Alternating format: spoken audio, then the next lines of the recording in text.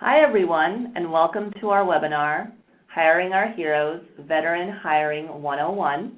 My name is Angela Lee, and I'm on the marketing team here at Jobvite. A little bit of background on Jobvite. Jobvite enables leading companies to recruit, source, and onboard all within a single platform.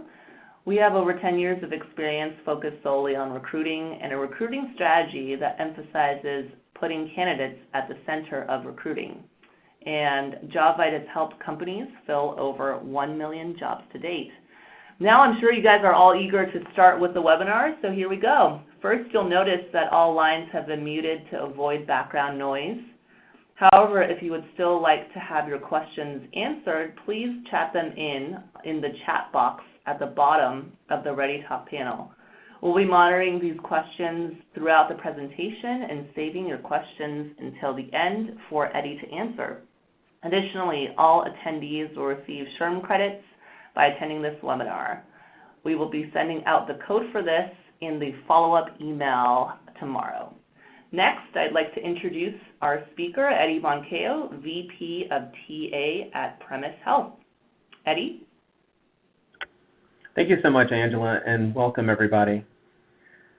So I am the VP of Talent Acquisition here at Premise Health, and I'm happy to be here. I have actually been in talent acquisition now for about 20 years, and close to the last 6 years I've been with Premise Health. And the bulk of the recruiting that I've done over the course of my career has been in healthcare. So a little bit of what we're going to talk about as we go through the presentation is an introduction to my company, because selfishly we want to make sure that you all know how awesome we are.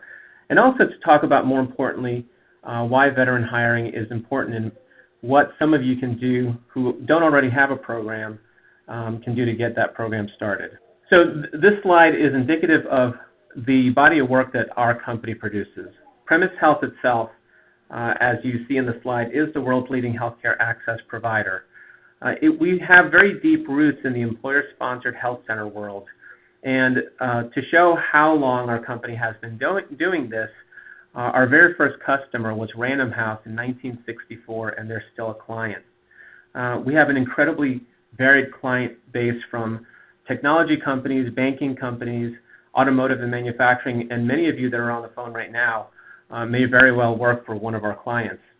To put it differently, there are 17 million or so lives that are covered through on-site health centers in the United States, and we at Premise Health are responsible for almost a third of all of those lives. In essence, we really do believe in what we say when we say that we help people stay, and be well. That is something that we're very proud of. Next slide. Another thing to make note of is we take our work so seriously. We want to make sure that everybody knows that our clinics are well represented by either an accreditation or a certification that shows that we treat our patients with the same degree of care that we treat our candidates and our internal team members. When we look at how we rank in the top 5 in the HEDIS score, or our Net Promoter Score for our clients, that Net Promoter Score means that our clients are incredibly happy with the services that we provide to both their employees and their dependents, and to them. Internally, and to boast a little bit more about Premise, our Net Promoter Score is very close to that number as well. On the bottom right of the screen, you'll see the AAAHC accreditation. For those of you that are healthcare companies, you may be familiar with the Joint Commission. Joint Commission is a similar organization that sets standards that focus on high-quality healthcare. The AAAHC is the accreditation body that we use to make sure that our clinics meet a standard that is acceptable for both the patients and for our clients. Next slide. So obviously we're here to talk about veterans and why veterans are important. So now we want to talk about why veteran hiring matters. Well, as you know, veterans are a key demographic within our population. In 2015, we had roughly north of 20 million veterans in the United States. Of those, 8 million of the veterans that came out of the military were women, 7 million are Hispanic, and 12 million were African American, with another 4 million that rounded out to make other races. This is incredibly important for us as we continue to try to improve diversity in the workforce. The other reason why veteran hiring matters is because these folks are coming out of the military with this unique set of training and skills that we really look for, whether it's a focus on leadership, a focus on teams, building teams, being a part of teams, or it's a focus on completing a mission. These are skills that are transferable and adaptable in every single organization that you all may be working with. The other thing that's really important to note is that veterans are not that expensive to recruit. What is expensive is trying to figure out how you fill that next job when you don't have the talent available to you because the market's so tight. If you think about the fact that there are somewhere in the neighborhood of 220,000 veterans that transition out of the military every year, there really is a cost-effective way to recruit these people, whether it's networking, which means connecting with the Department of Defense programs, the transition assistance programs for veterans coming out. There's a lot of free resources that you all can use to connect with veterans. And these veterans are often so eager to transition from their military life to work in a civilian capacity. So it's really important to try to figure out how you can best leverage those veterans within your own organization. Next slide. So a little bit about what we were trying to do. For us, we know that brand is king. We know that promoting your company in whatever medium, whether it's social media, texting campaigns, emailing campaigns, however you need to promote your organization. For us, we understood that premise. We wanted to make sure that people knew that we were a welcoming employer for military veterans and their spouses. Again, this falls in line with the business imperative and the moral imperative. We also wanted to expand our military veteran pipeline, not just where they are. We wanted to reach them where they are, but we wanted to increase the capacity. We know that there's 220,000 people coming out of the military every single year. We want to know how we can continue to expand the pipeline that we already have established and keep growing it so those people will know, hey, Premise is a company that really values veterans and their spouses. I think this is a great place for us to go work. The other thing that we wanted to accomplish this year was provide additional education opportunities to hiring managers. And we'll go over this a few slides down the road. Really, if you think about this, there's already some misconceptions and some perceptions about veterans coming out of the military. And I think if you have an organization that's well prepared by giving hiring managers the tools to understand a lot of the nomenclature and verbiage that they will use when describing what they've done, how they've done it, and how it applies to what you're looking for, it really will help you make a better fit instead of trying to figure out whether or not this person is a good fit by just using the typical HR language that we tend to get lost in sometimes. The other thing that we wanted to do was increase the number of veteran hires to 6.4% of our total 2018 hires. Now, I know that that number doesn't seem very high, but I want you to think about it in a slightly different way. The 6.4% is not something that we arbitrarily came up with. It is a number that is set every single year by the Department of Labor under VEVRA. What VEVRA, if you all are not familiar with it, is the Vietnam-era Veterans Readjustment and Assistance Act. It is one of the two federal laws that protect veterans along with USERRA. Under the OFCCP, or through the OFCCP, which for all of you folks that work for companies that are federal contractors, you'll know what this means. The mission of the OFCCP is to protect workers, promote diversity, and enforce the law. So every single year what they do is they set a hiring goal. That number has actually decreased over the last several years, and that's probably reflective of the fact that we have a tightening labor market, full employment, low unemployment, et cetera, and veterans are not, they're also affected by the change in our economy and the numbers of folks that are working. So now I wanted to talk a little bit about the challenges that veterans face. One of the things that happens when veterans come out of the military is the world that they lived in and the world that they're coming to is a very different place. And we know this for a lot of different reasons. I personally know this because my brother was in the U.S. Marine Corps, and he faced a lot of the same challenges being somebody who was in the military, who understood how things worked in the military, the language that they used in the military, and then trying to take those skills and convert them into a civilian life. And for many of us many of you on the phone and many of us here at this organization, there is a translation of those military skills into civilian terms that is often lost. What this means is that often when you're dealing with a veteran, a great example is if you have a veteran coming out that has an operations background, and let's say for us, for example, we hire directors of operations. There may be an idea that what they do for operations and what we do operations is the same, but it's not. And really, if you think about it in a slightly different way, it's trying to figure out what they actually did in the military, what transferable skills they have, and how they match up with what we're doing. There are some tools out there that try to translate military skills, but to be frank, I think the best way that you can do this is really just listening to what they've done, looking at the requirements for the jobs that you have open or the jobs that you may have coming open in the next few weeks or months, and then figuring out if there's a way that you can make a match. The other thing that's really astonishing to me is that in 2018, 2019, we still deal with negative stereotypes.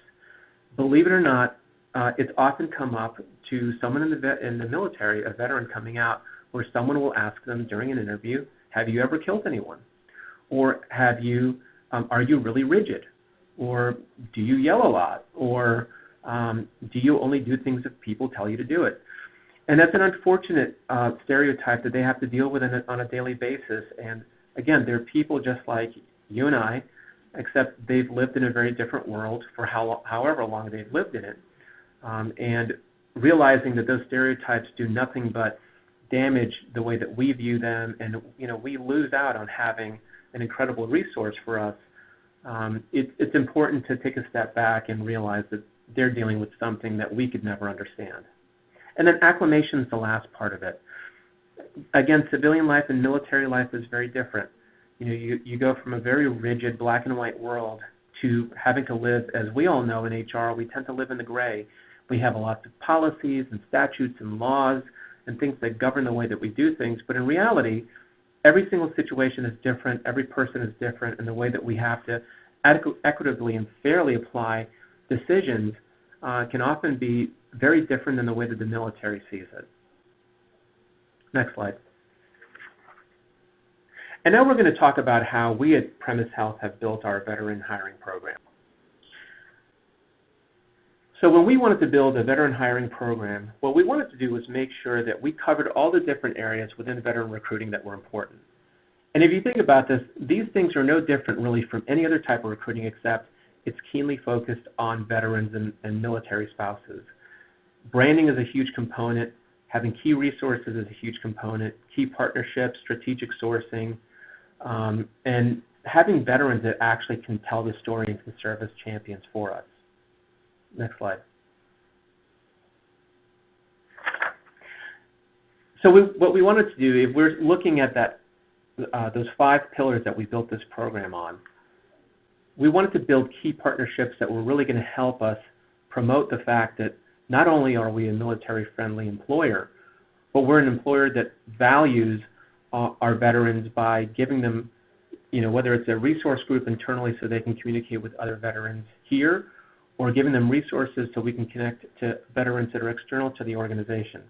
We're incredibly proud of the fact that for 2 years in a row, and you'll see the designation on the bottom left of this slide, for 2019, we've been named the top 10 employer in our category, in a category of 22 other healthcare companies, all of which were much larger than we were.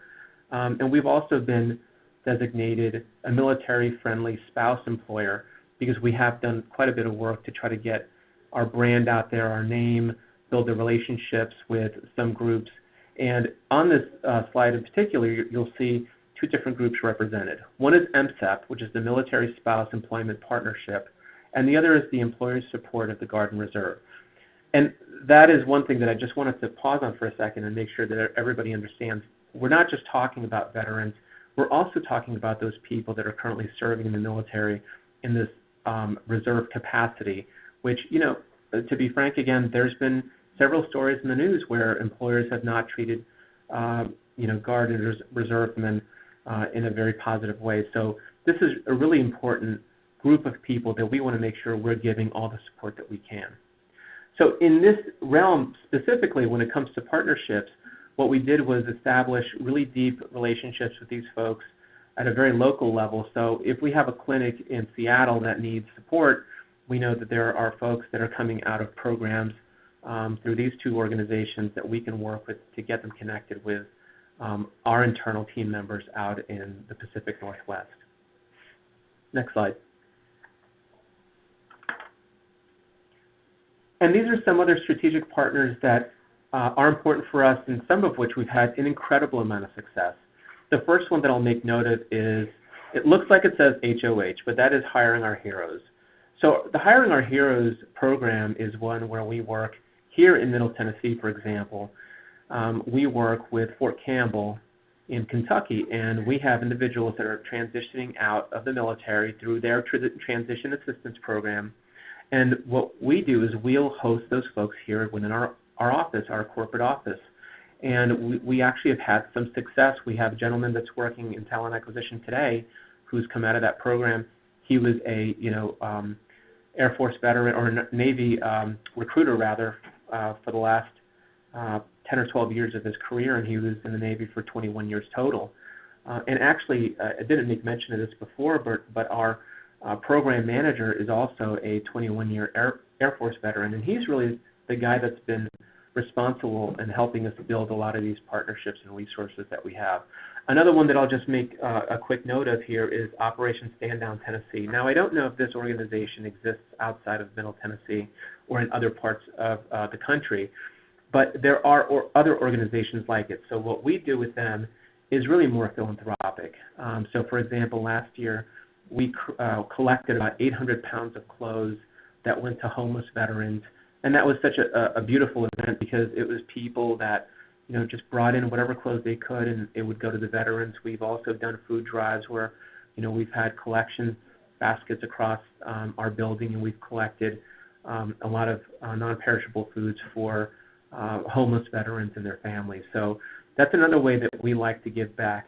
The other ones that are listed on here, the Microsoft Software and Systems Academy is a really great resource that you can use if you're looking for folks that have an IT background. And the other ones are just as great. The other one that I wanted to make note of here is PsychArmor Institute. Now, PsychArmor is completely different from the rest of these resources from the standpoint that what they actually do is they provide educational, really educational webinars, educational information, and training for companies to be able to take their internal teams and have them really learn in a more educational way the value of veteran. As a matter of fact, if for those of you that don't have a program, I would highly encourage you to go to PsychArmor, go to their website, and look through their webinars and their materials. It is a lot of what we use to help design the program that we have here today at Premise. Next slide. So as you heard me say before, branding is king, right? And one of the things that we've been able to do is really utilize some of our other branding partners to help us get the word out. In this case, this is a dedicated Glassdoor brand spotlight campaign that we used to drive military candidates. And it was really interesting because in terms of the number of people that actually came to the site, it really produced a lot of positive noise for us out on Glassdoor. We had, out of all of the pages and all the campaigns that we had, it was one of the highest rated, and not just obviously by people who are veterans, but I think because it caught the attention of those people that maybe wanted to do something similar to this. So what we did with Glassdoor specifically was we had a dedicated job site for veterans and their spouses that would link back to our Premise Health career page. That is something that's on our page. But this dedicated Glassdoor military profile and dedicated military veteran ad campaign was really a way for us to tap into those people that really are having a hard time transitioning out of the military and are looking for their next great opportunity. Next slide. The other thing that you can't ignore is the fact that we live in a world that is full of technology, right? So everything that we do has a technological basis, including this webinar.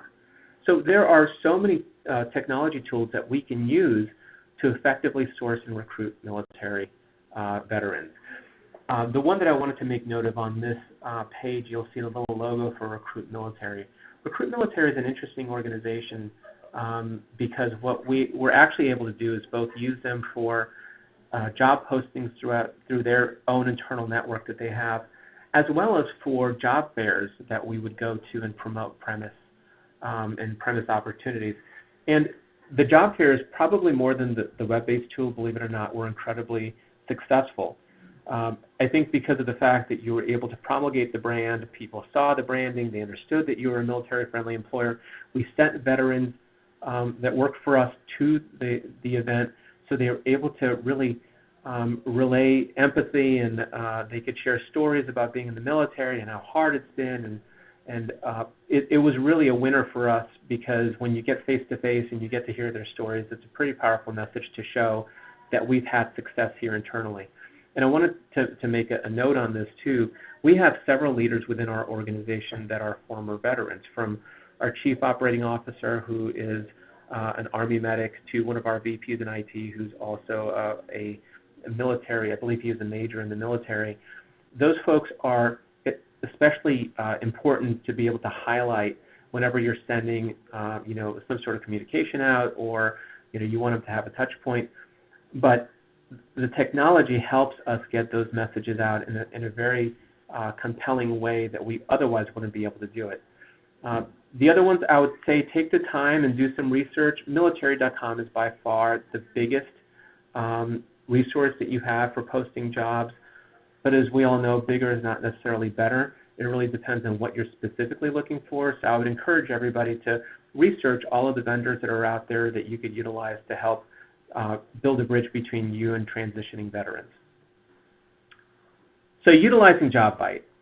As everybody who uses Jobvite today knows, I mean, it's an incredible platform, an incredibly powerful platform, and an incredibly social platform. And this is important for everybody to make note of, because Jobvite really helped us streamline a lot of the program, a lot of the outputs. The fact that we had our program manager doing a lot of things prior to Jobvite in a very manual way, what Jobvite allowed us to do is things like building the Boolean search strings to identify potential military talent through keywords. It sounds simple, but it's so simple that it's powerful enough to get us the results that we needed. And Engage, for those of you that are not using Engage, talk about a powerful tool. It is an incredibly powerful tool that we can use to really connect with folks through web campaigns, branded email campaigns to announce accomplishments, and we're going to go through some samples of some of those in the next few slides. But if you don't have a CRM that really powers the way that you communicate with people, you really need one. And if you have Jobvite, there's no reason for you to not have Engage, because the fact that it's part of the same platform and you can create such beautiful web campaigns to connect with people is a very powerful tool. Next slide. This is an example of one of our Engage web campaigns. This is generic enough, but think about the fact that this is generic enough that we use to capture veteran information when we're attending military events. So we'll have a kiosk, we'll have people that can, we'll have a kiosk, or we'll have this through a web campaign where people can give us this information and they can sign up, and we can keep track of them and put them into our system.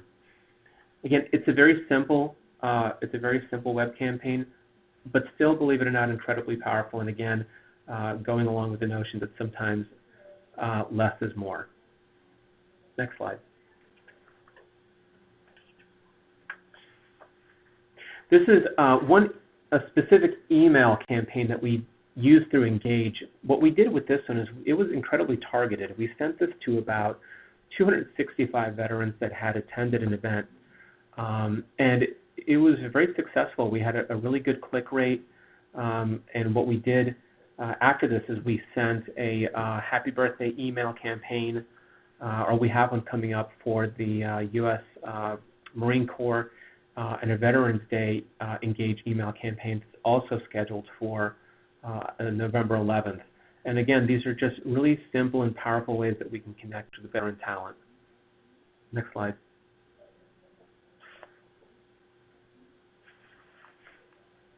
This is another example of how we celebrate service birthdays. In this particular email campaign, obviously we used the United States Air Force graphic, and what we did for our own internal folks that are in our system already today, we had about 116 candidates that were tagged as Air Force veterans within our system, and we were able to send them out this email just to wish them, a happy birthday to the United States Air Force. For anybody that's in the military or anybody that has a family member or spouse that's in the military, they celebrate these days. These are important milestones in American history, and it's an important milestone for them because they were a part of these organizations. Next slide. So how do we measure success? Look, unlike some of you all, I'm sure that there are some companies that are on this call, or some folks that work for companies that are just massive. We are not a huge company, but every single hire that we make is incredibly important for our success. And so if you look at the fact that we have steadily increased the number of veterans over the last 3 years, to put it actually in another perspective, prior to 2016, the total number of veterans that we had hired was somewhere in the neighborhood of 2.5%. And since then, since 2016 alone, we've been able to increase those numbers greatly. Our military candidate pipeline alone increased 120% in applications year to date over 2017. So we're doing incredibly well in terms of getting the word out, getting military veteran candidates interested, and it shows because our numbers keep going up. The other interesting thing, whenever you're measuring successes, there's going to be some months or maybe a couple of quarters when you start to notice that things are slipping. There could be a whole lot of reasons for that. But you can't take your foot off the pedal. You have to make sure that if you notice that your number of candidates or your applicants are going down in this space, you got to do more. You got to use Engage to send more email campaigns out. You got to do more on Glassdoor or some of those other places where people go to learn more about your company, because what we've also learned is whenever you have a lull and you take your foot off the pedal, you can totally see it, and not just in your military veteran candidates, but in all of your candidates overall. So it's incredibly important as you're measuring success. Don't just look at that one moment in time. Look at the trends. 2, 3, 4 years. We actually went all the way back and did a 5-year look back at our veteran hiring, and it was abysmal. As I mentioned, it was less than 2.5% before 2016. Well, it was less than a percentage point in 2013. So the fact that we're very close to where we want to be in terms of our actual number for year-to-date hiring, I think is important. And it is the goal that, for example, I set directly with my CEO. I said, look, we know that we're only going to be successful this year if we meet the goal that we set. And of course, that puts a little bit more pressure on the program manager and other folks supporting the program. But it's important for us to meet those numbers, because otherwise, you're really not going to know if you're being successful. So what did we learn today? So some of the things that we've learned today are that veterans are important because they can serve as brand ambassadors. And think about the fact that anytime you hire anybody, veteran or not, they're going to serve as your brand ambassador. In this case, because we're looking for such a niche group of individuals to come work for us, we want to make sure that those folks that we have already that we've brought on board, they'll be the ones that will continue to champion the brand, both internally and externally, within your employer resource group and externally to everybody that they talk to, whether it's their neighbor, they go to job fairs, etc. The other thing that we've learned is it's important to work with your local veterans offices and military installations. Earlier, I mentioned that working with MSEP and ESGR, you have portals that you can use that are electronic to post jobs, but a lot of the times it's really getting to those local bases, talking to transition assistance programs leaders, and making sure that they know that you're interested in hiring military veterans. And they're all over the country. There are resources that can help you identify where they are, who they are, how to get in contact with them. And I promise you, they're incredibly eager to work with organizations to help veterans. The other thing that we learned is that companies should really strive to be military friendly. They should, again, this is the moral and business imperative. If you think about it this way, having that designation, isn't just to say, oh, look, I won an award. It's an award that means that to that veteran coming out of the military, that you're going to welcome them, whether it's to the interview or to the actual job itself. You're going to give them an opportunity that a lot of other places otherwise wouldn't. It sends a powerful message, both to the veteran, their spouses, their families, and to the community, that you're really serious about hiring veterans. And most importantly, don't forget about the military spouses. I'm telling you this is true because so many times that we're recruiting a doctor for a remote location, and I'll just use Guam because we do have a facility out in Guam, we won't be able to get that doctor to move unless that military spouse says they can move. More importantly, that military spouse may actually be looking for a job as well, and we can help them really gain access to jobs that they otherwise wouldn't have, as well as their spouses transitioning out of the military. One thing that I missed on this slide is make sure that you partner with organizations that suit your company's industry. This goes back to, if you saw in one of the previous slides, we talked about the Microsoft Software and Systems Academy. It's a perfect example. It's very niche. It's for people that have this technology background. Another good way to look at this is if you're trying to hire healthcare people that have, military people that have a healthcare background rather, there are organizations that you can go to look for those people as well. So make sure that it's an even match. You're not going to want to try to hire somebody who's an IT person for a healthcare job if that's not the right job. And obviously that makes sense. And most importantly, network, network, network. It is incredibly important whenever you're building a program that as you're building putting the building blocks together for that program, that you're also looking at how you can take people that you've connected with in that network to really build that program. I'll give you a really great, for instance, without giving you the name. One of our clients happens to be USAA. USAA has, obviously, they service servicemen and women all over the country. They also turned out to be an incredibly great resource for us to give us a lot of the guidance that we needed in helping to build our program. Incredibly eager, incredibly welcoming, incredibly thoughtful in sharing best practice for us. Whenever you are building that program, you want to look at what's best practice, and you don't want to just do this off the side of your desk. You want to have a dedicated focus and make sure that whoever is building the program knows how to network, knows how to build those relationships, and I promise you, once you do that, you'll really start to gain some traction. Next slide. So what about us? Our job has just begun. We know that there is so much more that we want to do and so much more that we can do. Luckily for us, we have the support of everybody from our board, all of our C-suite, most of our leaders, and I just say most because I haven't asked the others, but from the ones that we have asked, we know for sure that they are 100% on board with helping bring military talent in. Again, selfishly because they know that they have the skills that they require for the jobs that they have, but also because of that moral imperative. So some of the things that we're planning to do for 2019 are, for example, expanding our job descriptions with military-friendly language. This is a little bit of the skills mismatch that I mentioned before. When there's not a one-to-one translation of things that a Marine would do in the Marine Corps that's coming into the civilian world working in an office, trying to figure out how those job descriptions can be written to be more military-friendly really goes a long way. There are some programs, by the way, that could help. I'm not sure if they would help in this space, but if you look at a program like Textio, that can really help you with your job descriptions, and maybe something that you all want to look at, but definitely making the language friendlier is a step in the right direction. The other thing that we are going to do this upcoming year, because we're a healthcare company, is identify the states that allow military credentials to carry over into the civilian world. So this is really interesting because we gave the example here of how Arizona accepts military medical training for medical assistants in lieu of having to attend the civilian course. Some of these jobs don't even necessarily require certification. Medical assistants are a good example. But for states that do require training or certification, to know that there are states that will allow the carryover of those military credentials into the civilian world really does help the talent coming out of the military a lot. I don't want to underscore this idea of creating a mentorship program for newly hired veteran team members.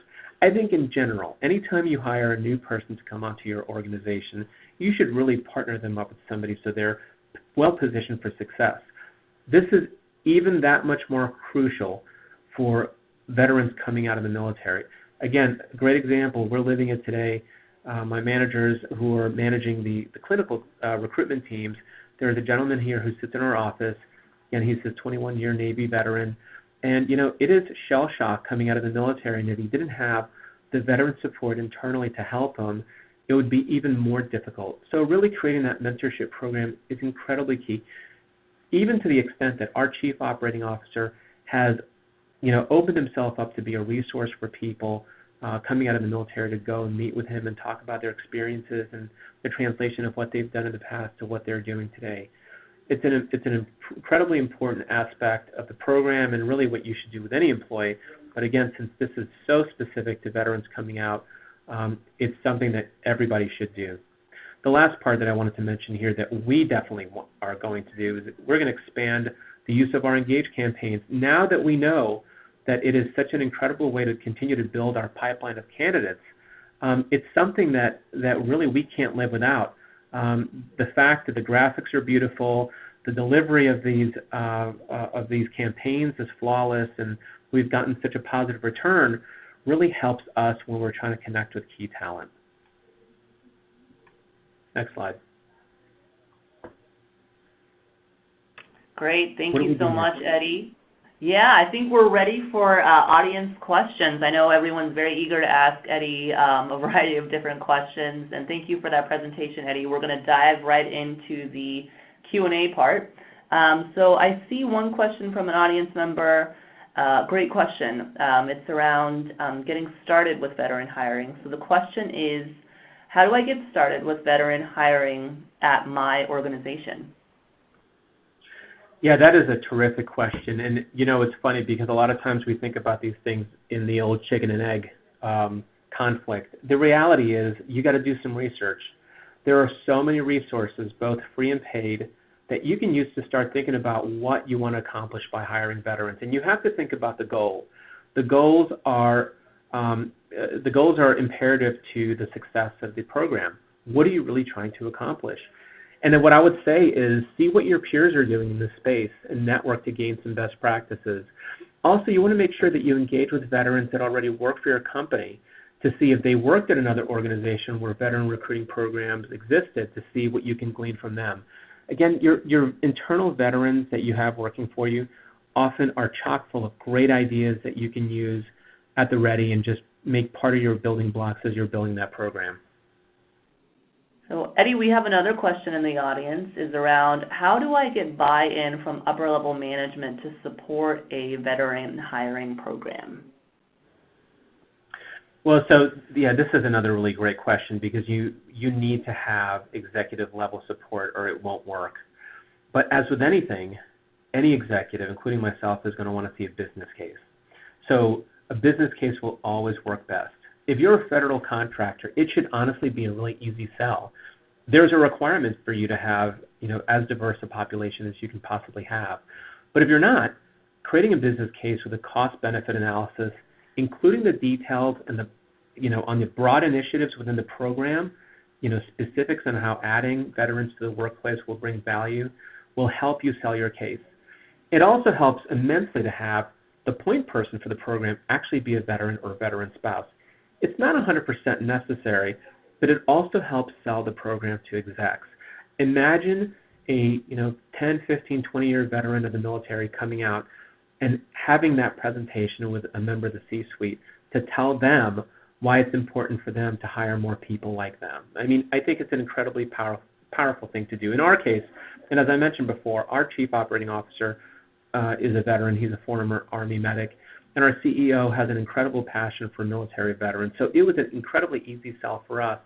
But again, you have to remind executives and leaders that this isn't just a business necessity, but it's also a moral imperative.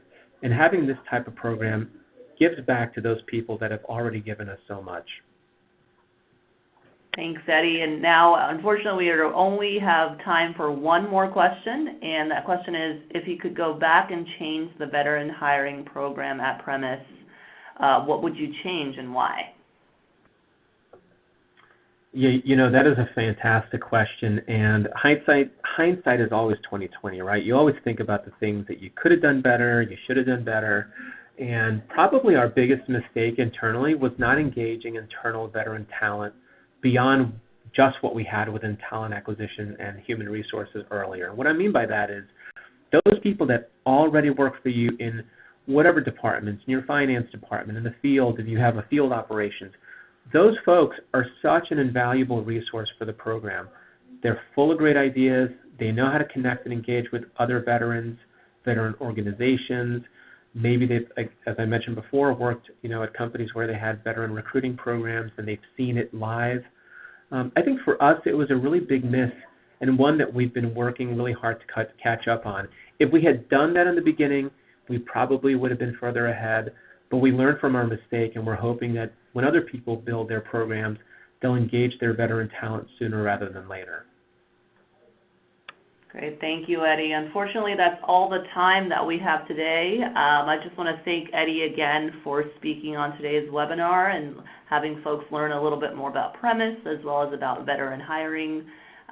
So again, thank you everyone for joining the webinar today. If we didn't get to your questions, we'll get back to you in the next day or so and try to get those answered. Thank you again for joining us and have a great day.